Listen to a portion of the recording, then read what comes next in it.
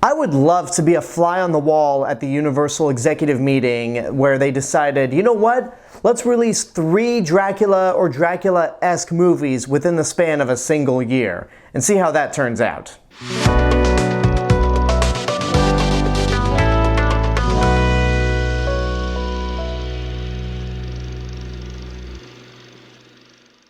Hey everyone, it's Alexander Robinson. Welcome to the channel, and this is my review for Abigail, the latest movie from Radio Silence, the team responsible for Ready or Not and the last 2 Scream movies. The movie follows a group of kidnappers who abduct a little girl because her father is ultra wealthy.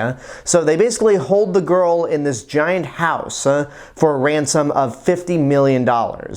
However, things start to take a complicated turn when they realize that the very girl that they kidnapped is a vampire. So now the kidnappers have to find a way to either kill the vampire or just survive until morning. When the first trailer for this movie was released, I was on board 100% because I'm a massive fan of Radio Silence, though I have to admit I have not seen any of the stuff that they've made prior to Ready or Not, but Ready or Not was such a great movie and a blast that I became a fan of them instantly. And I also think that their 2 Scream movies, 5 and 6, are the best ones since the original. Like, I enjoy Scream 2 and Scream 4, but I think 5 and 6, especially 6, are probably the closest to being as good as 1. So with this movie, Abigail, it's essentially a reimagined version of Dracula's daughter, in the same way that Leigh Whannell's The Invisible Man was a modern, reimagined version of the original 1933 movie. It's essentially another Universal monster movie,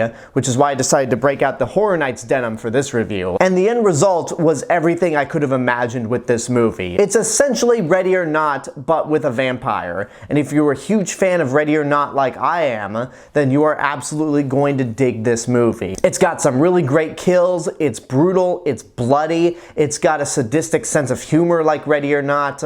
And in some of those departments, it actually tops Ready or Not. I won't say which departments exactly, but when you watch the movie, you will get a sense of, wow, they outdid this certain element in Ready or Not. The cast is a lot of fun. The kidnappers themselves are not really painted to be good people. I mean, a lot of them have done horrible things in their past, but most of the actors are enjoyable enough to where, yeah, you're entertained by them. Whether you root for them or not is up to your own decision, but Dan Stevens is having a blast in this role, similar to how he was just fully embracing the absurdity of Godzilla Kong: The New Empire.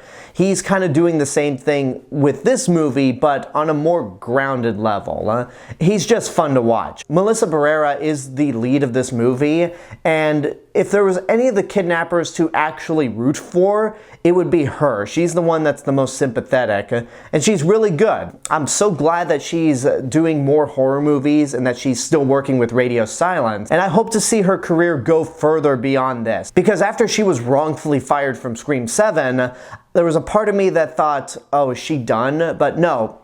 I know they filmed this around the time that she was fired, but I can't wait to see what Melissa Barrera does in the future with her career. The best actor in the movie has to be Alisha Weir as Abigail herself, because this actress is so good at balancing 2 different personalities. On one hand, she does a fantastic job at playing the very innocent girl who's scared of these kidnappers, but on the other hand, she is just having a blast at being this sadistic vampire who is messing with these characters. The scenes where she's actually in full vampire mode are glorious to watch. Kathryn Newton, who we last saw in Lisa Frankenstein a couple months back, is fine. Her character doesn't really have much to do outside of just being a klutz who is doing this mainly for the thrill. And I know Angus Cloud just passed away last year, so I don't mean this as a disrespect to the actor, but his character just drove me nuts. He plays that type of guy who is clearly high on something,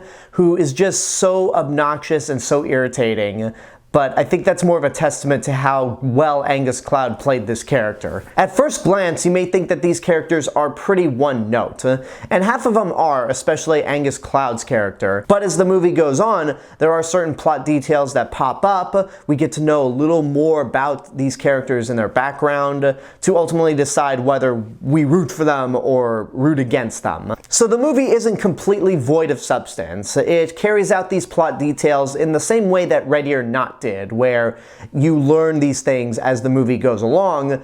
But unlike Ready or Not, I don't think this is a perfect movie. One of the biggest issues I have with this movie is that it feels a little too long. And I don't mean in the sense that this movie drags or you get to the last half and you're like, come on, wrap it up already, we gotta go. No, I'm talking about in the first half.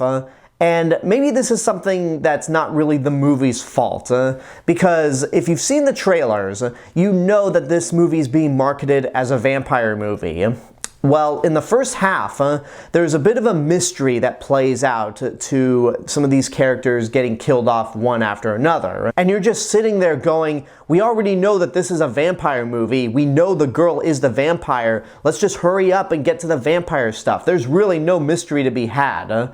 And again, I want to say that this is not the movie's fault, because rarely are the filmmakers responsible for what goes into the trailer. And I imagine later in this movie's life, when people hear about this and they decide to rent it or buy it without seeing the trailer, that won't even be an issue. But for those of us who have seen the trailer, yeah, it's a bit weird. And another small issue I have with the movie is that it ends with kind of an abrupt surprise that comes out of nowhere, and you're just like, oh, a little too late to bring that in. But on the whole, I had a blast with Abigail. This was everything I could have imagined from a radio silence vampire movie, and I say it's worth seeing in your lifetime. This is the kind of movie that you need to see with a bunch of friends in a theater. Probably the Alamo Drafthouse would be the best place to see it, and you will have a blast. If you loved Ready or Not, again, this movie is very much that.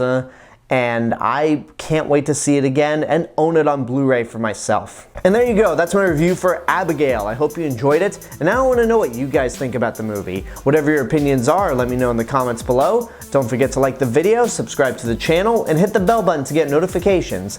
If you want to find me elsewhere on YouTube, you can check out my theme park and travel channel, Alexander Robinson Travel Channel, and follow me on Facebook, Instagram, Letterboxd, Threads. I'll see you guys in the next video, but until then, have a good day, and take care of yourselves.